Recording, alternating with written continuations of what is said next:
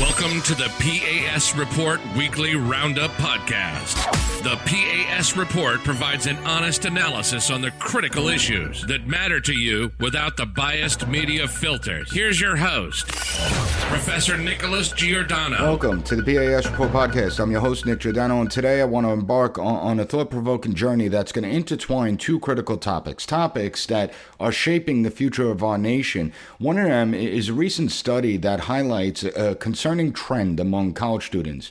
And what this study reveals is that less than a quarter hold a favorable view of capitalism. Let me repeat that. Less than 25% of college-age students have a favorable view of capitalism.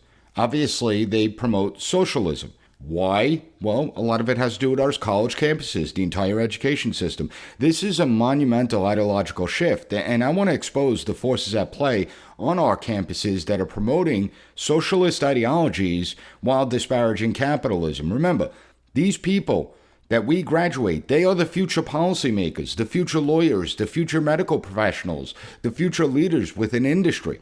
So the effects are real, the effects are profound, and we're beginning to witness the results right before our eyes. I've been harping about our government becoming ideologically weaponized since I started this podcast. Do you think that maybe the reason we're witnessing this is because of what students are learning on college campuses? Okay, it's not a coincidence that our government has become ideologically radicalized.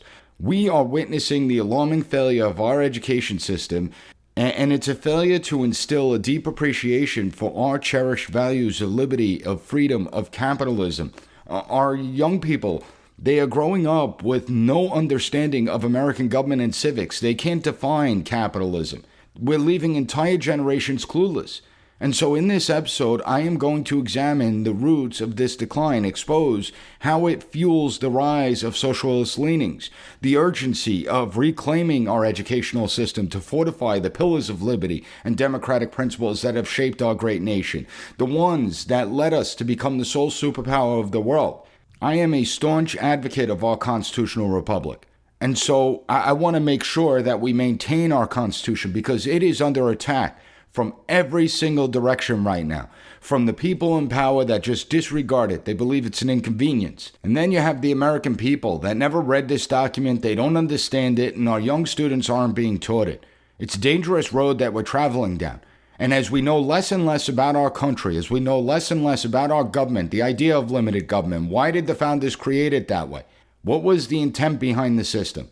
As we know less about our Constitution, what do we hear? Well, we hear growing calls to cede power to intergovernmental organizations like the WHO, organizations like the WEF. And some of you are asking, well, how are these topics connected? How are you connecting students' push for socialism to surrendering our sovereignty to these intergovernmental organizations? And I'm going to explain. I am going to explain it all in this episode. I'm going to explain that our elected representatives are selling us out. They don't care about the American people. They're selling our national sovereignty out to unelected entities, to unelected bureaucrats. And this raises a crucial question about their motivations. What are their motivations behind this? And what are the consequences, right? What do the consequences mean for you and I? What does it mean for the United States as a whole as we lose our autonomy? So we have to navigate this delicate balance that exists. We have to safeguard our treasured national interests, the American political philosophies. And this brings us back to the college campuses, where just about every single bad idea is shaping the minds of our future leaders. And these bad ideas are now bleeding out into the broader society. So the intertwining of these two topics, it paints a complex picture of the challenges we face. But as Americans, we've risen up to the challenges before. We always do that. And we need to do that this time.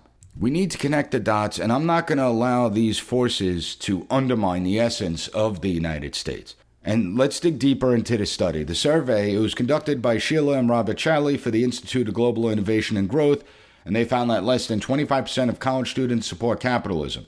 And one of the main factors behind these numbers is that students are not being taught what capitalism is. They're not being taught the benefits of a capitalist system. Instead, they're inundated with messaging that capitalism is evil, that it's inherently greedy, that capitalism is bad, that capitalism destroys, all based on lies. So they're taught the exact opposite of what capitalism actually is, giving students a warped view and creating a biased narrative that influences students' perceptions about the system. You have a professor from Marquette University who told students that individual liberties fuel capitalistic violence. Now, what does that mean? Well, it means that in order to stop capitalist violence, you need to get rid of individual liberty, don't you? See, you need to use your head and actually understand what these people are saying. Another professor from Columbia University School of Social Work told their students that capitalism is to blame for world wars and slavery. Are you kidding me? I mean, that's such an idiotic statement, and this person's in the classroom teaching young Americans? Are you kidding me? Here you have a professor of social work making a blanket statement that isn't even remotely true. And what formal training do they have in history, political science, geopolitics, economics? What training do they have to make such an uninformed statement? Now, when it comes to both world wars and when it comes to the concept of slavery, there are a lot of complex factors at play. And to say it was capitalism that led to these things is nothing but ignorant. And it also ignores the reality that millions have suffered and died under socialist systems. See, they don't like to tell you that part. Does this professor know anything about the Soviet Gulag system, a system notorious for imprisoning and exploiting millions of people for forced labor, keeping them in oppressive conditions? How many died under the Soviet system? Why did so many people, so many Eastern Europeans, come to the United States to escape that system if it was so wonderful? When we look at it, I mean, the estimates are all over the map, but the range is between 15 million to over 60 million people died under the Soviet reign. And a majority of those deaths are a direct result of forced labor, of slave labor. That's a direct result. And how much suffering did the Soviet Union create? What about China? When it comes to China, we have estimates that range between 20 million people to over 100 million people who have died under the rule of communist regime. You have starvation from Mao's Great Leap Forward, his purge during the Cultural Revolution, forced labor, genocide, forced abortions, all these contributing to these numbers. Tens of millions of people dying under these systems. And yet this professor's going around telling their students that it's capitalism? That kills. I mean, I could spend the entire episode just reading insane quotes from insane professors that are indoctrinating students with the belief that capitalism is the root of all evil. And it's the exact opposite. But it's not just professors, it's the institutions themselves. You have Penn State, New York University, Rutgers, the University of California, so many others that celebrate communist dictators like Mao, Che Guevara, Fidel Castro. They present them as revolutionaries, that they're heroes. The University of Florida has a Karl Marx study room. Colleges like UC Berkeley, the University of Pennsylvania, other Ivy League schools, they have Karl Marx study groups, working groups that exist. UC San Diego has the Che Cafe for celebrating the likes of Che Guevara, a mass murderer. You have people who want to remove statues of Washington and Jefferson and even Lincoln, but they have no problem with the Mao Zedong bust over at Washburn University. You see students wearing Che Guevara shirts, wearing shirts with Mao stars on them. And then you confront them. They really can't answer any questions. I mean, that's the amazing part. It's really interesting how little these students know about socialism and capitalism. In a campus reform interview with students had a hard time defining socialism. They would respond with, socialism is about helping people, taking care of people. There's nothing wrong with it. It's about closing the wealth gap, equalizing resources. These people never ask themselves questions. I mean, if socialism was so great, well, why haven't more countries moved to socialism? If socialism was so great, why has every single socialist society failed? They don't ask themselves. Instead, they have no substance to their arguments. It's just empty slogans. That's what it comes down to. They want to preach about this idea of democratic socialism. And I will remind everyone, democratic socialism is a myth. It does not exist. It's a lie. Show me, where are these democratic socialist countries that have been wildly successful? And you know what they're going to do. They're going to point to the Nordic nations, right? That's what they always do. Well, look at all the Nordic nations and look at what they offer their people. Well, guess what? Those countries, they're not socialist. They're not socialist. Okay? In fact, when you actually look at the capitalist rankings, so there are rankings. What are the freest economies in the world? And when you look at free capitalist economies, the Nordic nations actually rank higher than the United States. and the heavily regulated economy of the United States. When you tell these people, well, socialism is just another form of communism. Oh, no, it's not. What are you talking about? Socialism's different than communism. Well, no, actually, Karl Marx said that socialism is the first phase of communism. So you're preaching about this nonsense, and yet you never even read Karl Marx's Communist Manifesto. And it tells you what you need to know. It's not like they're informed. They operate through emotion, not reason and logic. I mean, I constantly ask people about capitalist system. And I have to laugh when people say the United States is a capitalist country, because anyone with a brain knows that our free economy is anything but free. I always go by the founder of Home Depot, who said that he wouldn't be able to start Home Depot if they were looking to open it up today. It wouldn't have worked. But we the people are to blame. That's the truth of the matter. We have to accept our responsibility, because every time something happens in our society, every time, we rush to the government to solve the problem, ultimately creating more regulations, more red tapes, more bureaucracy. And guess what? It usually makes the problem worse. I mean, I'm trying to think. If you look at all the issues over the last 50, 60 years, the government's passed legislation and expanded their powers into all these issues, whether it's education or healthcare, immigration, whatever it may be. And are the problems better or worse? Are they more challenging or less challenging? I mean, you look at it, they haven't solved anything, and yet we still are willing to cede our power and authority to the bureaucracy. Now, when we look at capitalism, for its part, the fact is that capitalism has lifted millions of people out of poverty, while socialism has led to famine, poverty, and death. You have the American Enterprise Institute, and this is just from 2001 to 2011, where they rate nearly 700 million people globally were moved out of ranks of poverty into the middle class thanks to capitalism. But you'll never hear that.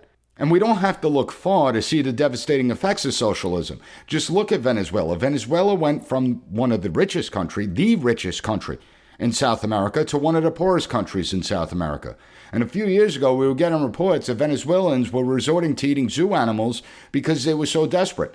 Socialism failed. It always does. It's partly the reason that Venezuela has begun to open up its economy somewhat. But I always get the response, well, that's because it wasn't implemented right. Well, it's never going to be implemented right. When are you going to wake up and realize that? But they're not, because our education system has failed. And that failure comes with consequences. We are witnessing those consequences today, and I'm going to explain that after we take this quick break. P.A.S. report listeners, our government is out of control. Criminal tax hikes, hyperinflation, a full-blown recession. It's part of a grand plan. The billions of dollars Biden keeps sending to the corrupt government in Ukraine, the trillions in new taxes he wants to shove down your throat, the electronic banking system crash that resets everyone to zero, checking accounts, saving accounts, 401ks, IRAs, all of it, zero. But you don't have to be a victim. Protect your money and get up to $10,000 in free silver to do it when you call Goldco. Goldco's helped protect over $2 billion in gold and silver for people like you and me. They're offering you up to $10,000 in bonus silver when opening a qualified IRA account just for being a supporter of the P.A.S. report. So whether you want to protect $50,000 or $500,000 or more, this is your opportunity to protect yourself from our out-of-control government. Don't be a victim and call Goldco today. 855-656-0196, 855-656-0196, or go to goldco.com/PAS report. Welcome back, everyone. So the accusation of far-left indoctrination on college campuses has been around for a few decades. It's not like this is something that's new. Gone are the days when American colleges and universities nurtured independent-minded individuals that can actually think for themselves, that can use their brain, that are primed for the challenges of the workforce. Instead, the campuses now produce ideological zealots who infect the public and private sectors with their rigid beliefs. They're also largely incompetent, and they lack any semblance of common sense whatsoever. Just think of Bud Light's disastrous Dylan Mulvaney marketing strategy. You had Alyssa Heinerschneid, or whatever her name was. Sorry if I mispronounce it out there. She was Bud Light's former VP of Marketing, 2013. Wharton graduate, Wharton Business School, supposed to be one of the best in the country. And what? She was driven by her political beliefs, disregarding the first rule of business, know your customers. And what happened? She cost Anheuser-Busch $27 billion in market value. $27 billion. Look at Disney. Disney promoting a, quote, not at all secret gay agenda. Coca-Cola making their employees participate in a controversial try to be less white training seminar. You have to realize the rise of all corporations, it's a direct reflection of the students our colleges are graduating. Now, I don't begrudge anyone for what their personal beliefs are, but you don't inject your personal beliefs on the issues within every aspect of our society, because that's how we ended up here. Now, fortunately, when it comes to corporate America, we as consumers possess the power to make deliberate choices about where we're going to spend our hard-earned money. And so we can make a difference. Obviously, Bud Light's the best example, but that's only part of it because it's like the double-edged sword, right? So you have these people indoctrinated with the socialist mindset. They have no regard for shareholders or shareholder value. So everyone boycotting Anheuser-Busch or Bud Light, losing market value. What you don't realize is a lot of you might actually own stock in these companies. Maybe not directly, but if you have a 401k, an IRA, some type of deferred compensation plan, I can guarantee you that you own stock in these companies. So you have these ideologues that run companies into the ground, and who's the one that gets screwed? Well, it's you and I that get screwed. But as a political scientist, what concerns me even more, what's far more dangerous, is the dangerous trend of ideological bureaucrats politicizing our institutions, targeting their political opponents. Look at the government's censorship campaign, which obviously it almost exclusively targeted those on the right, but it wasn't limited to them. I mean, let's not pretend it was only those on the right that got censored. They tried to censor Robert F. Kennedy Jr. at a censorship hearing in Congress, saying that our First Amendment, our freedom of speech, isn't fundamental, it's not absolute. And so they brazenly stifle the voice of anyone who dares dissent from their narrative. And they do it under the pretext of combating disinformation. The pandemic is such a great example because the government aggressively suppressed information that actually turned out to be true. And guess what? Ironically, it was the government officials that were promoting misinformation and disinformation. They won't admit it. If they wanted to restore credibility, they would come out and apologize for everything they've done to us over the course of the last several years. But they don't care because they have no regard for we the people. And what do you think? What do you think would have happened 20, 30 years ago? I want you to really go back, right? If the government rolled out this massive censorship campaign 20 to 30 years ago. Now, I get it. Social media wasn't around back then. But I'm talking about the mindset of the American people. I'm talking about the American people's tolerance for censorship. If you go back 30 years ago, would Americans have tolerated this? I don't believe so. So why are so many tolerating this censorship now compared to previous generations? And the answer is easy. Just look at the escalating hostility witnessed on college campuses throughout the country. Guest speakers are frequently shouted down and silenced. Other students that have a different point of view are attacked and marginalized, punished with failing grades. Student organizations that deviate from any type of narrative are maligned and attacked. You look at all these efforts, and it's directly related to the censorship campaign. You combine that with the lack of consequences for disruptive students, limited understanding of American government, and you see it results in ignorance of the fundamental principles of liberty that are enshrined within our Constitution. And we have witnessed censorship become normalized. As the narrow-minded graduates enter government positions, you see intrusive programs like monitoring Americans and labeling parents as domestic terrorists with absolutely no real internal pushback. That's the concern. Just think back to my conversation with George Hill a few weeks ago. Great interview, check it out. You have all these people going to these college campuses, graduating, going straight to work for agencies like the FBI and other agencies within the bureaucracy. And the result is a highly ideological bureaucracy that pushes ideology over competency, ideology over accomplishing the mission of whatever the agency's mission is. We aren't graduating students who are ready and primed to become productive members of society and the workforce. We're graduating activists who then go on to become activist bureaucrats.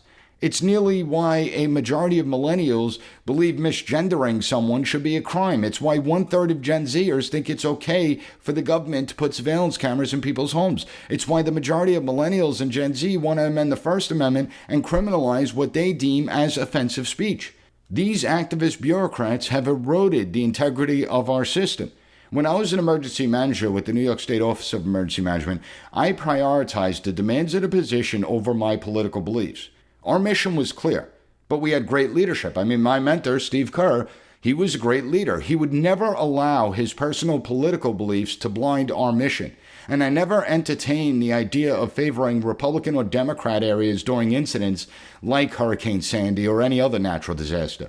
Our founding fathers' worst nightmare is becoming a grim reality where a once limited government has morphed into this beast, this all-powerful entity tainted by ideological corruption, where you have these politicians and bureaucrats, these slime balls, that have no regard for the people because they think the people are stupid. They think that the people don't know what's in their best interest, and so they must force what they believe is in our best interest. And unfortunately, those in power are willing to surrender our national sovereignty, and I'm going to explain that when we get back from this quick break, so hang tight. Listen up, P.A.S. report audience. Experts say that China is hoarding a massive amount of food. They're soon going to have over 2/3 of the globe's corn reserves, over half its rice reserves, and over half its wheat reserves. But when asked about it, China lies. And one expert says that they, of course, will never admit to doing something like that. Well, what does China know that we don't? When it comes to the global food shortages, China is the canary in the coal mine. And you have to understand, China is the world's #1 food importer. They rely on the rest of the world to keep their people fed, so they can't afford to mess up. There'll be riots, civil panic, or even worse, when over 1 billion people can't eat, it's going to create a crisis for them. What does that mean for us? What does that mean for Americans like me and you? Food shortages. That's why it's a smart idea to stock up on a kit of the best-selling 4 Patriot survival food. Create your own stockpile of the best-selling 4 Patriot survival food kits. It's hand-packed in the United States. The kits are compact, stack easily. They have different delicious breakfasts, lunches, and dinners, and I can attest to that because I use 4 Patriots, and their 5-star reviews on the website rave about the flavor and taste. Right now, you can get 10% off your first purchase of 4 Patriot survival food by typing in the code P.A.S. at checkout. Just go to 4patriots.com, use code P.A.S. to get 10% off your first purchase of 4 Patriot survival food. That's 4patriots.com. Use code PAS. Welcome back, everyone. So before the break, I brought up how so many of our officials, they're willing to surrender our sovereignty to foreign entities, these IGOs, the intergovernmental organizations. And I want everyone to realize how our government's power and authority has dramatically expanded over the last several decades. And it's a direct result of us granting them this power. We now have policymakers that are willing to cede authority to these intergovernmental organizations, the WHO, the WEF, the United Nations, others out there. And when these IGOs were first created, the whole purpose was to increase global cooperation. But at the same time we increase global cooperation, we're still able to maintain and retain our sovereignty. Well, because we had smart leaders back then who understood. Why would anyone want unelected bureaucrats from around the world to dictate what your nation can and cannot do, especially when you're the superpower? The truth is, we don't have a lot of smart people anymore. We don't have smart people making policy anymore. And we've surrendered reason and logic to feelings and emotion. That's what it comes down to. Just listen to Congresswoman AOC and the Einstein that she is. If people want to really blow up one figure here or one word there, I would argue that they're missing the forest for the trees. I think that there's a lot of people more concerned about being precisely, factually, and semantically correct than about being morally right. Come on, give me a break, man. I really love that sound clip, but as always, it really goes deeper than this because we have anti-Americanism that's been a pervasive problem on college campuses throughout the country, and it's only gotten far worse. We've also seen a trend in academia where universities and colleges are actively promoting the concept of what they deem as global citizenship. Now, this objective, it's been integrated into the mission and vision statements of a number of higher education institutions throughout the country, and they emphasize the importance of internationalization, and they want to reduce the emphasis on the nation-state concept. And it always goes back to the college campuses. Those behind this push believe national citizenship is an accident by birth. I mean, think about it this way. If from the moment you enter kindergarten, you enter this education system, this horrible cesspool of an education system, you're bombarded with messaging that the United States is a horrible place, that it was created for evil intent to maintain slavery and racism. And at the same time, you're not really learning anything about the founders and the system they created. You're not learning anything about why they preached about principles of limited government, why they warned us about that, why they felt so strongly about liberty, and why they wanted to bring liberty from the theoretical to reality. They don't teach about the Constitution and what the Constitution is. You know, so many people believe that the Constitution is an ideological document. The Constitution is not, our Constitution is not an ideological document. It's a document that explains the mechanics of government, who is responsible for what in our government. And then it limits the government power by dictating to the government what it can and cannot do. Unfortunately, the students aren't getting these lessons. And then they go to these college campuses, and not only are these narratives reinforced, they're actually expanded on. At the same time, they demonize anyone who offers a counterpoint of view. And instead of promoting unity and understanding, bringing our country together, they promote this victimhood mentality. They promote tribalism. They divide us along racial and ethnic and ideological lines. When you are indoctrinated under this system, it's no wonder that only 38% of Americans believe patriotism is important. It's no wonder. We see the prioritization of global citizenship and increasing calls to surrender our sovereignty to a bunch of pencil-neck bureaucrats who don't have our best interests in mind. By ceding our autonomy and decision-making power to these global bodies, we risk losing control over our own destiny as a nation. And listen, IGOs, I always say, they're well-intentioned. A lot of them are well-intentioned. They may be totally corrupt, and some of them may be morally bankrupt. But the intent behind setting up these intergovernmental organizations was a noble attempt. However, their agendas and priorities, they don't always align with our own national interests. And when they don't align with our national interests, if we cede power to them, it leaves us vulnerable to the decisions that they make. And I didn't elect these people into office. But even worse than that is we know that power corrupts. And the more power you cede to these IGOs, the worse off we're going to be. Surrendering our sovereignty undermines the very essence of our constitutional republic, of the principle of self-governance. It jeopardizes all of us. It jeopardizes our voices as citizens. It dilutes our ability to shape our own future and understand that authoritarianism, we're seeing it grow here in the United States, but we could also see it grow within these intergovernmental bodies. You will own nothing and you will be happy. The erosion of sovereignty will lead to an erosion of national identity and pride. We're seeing this at play now.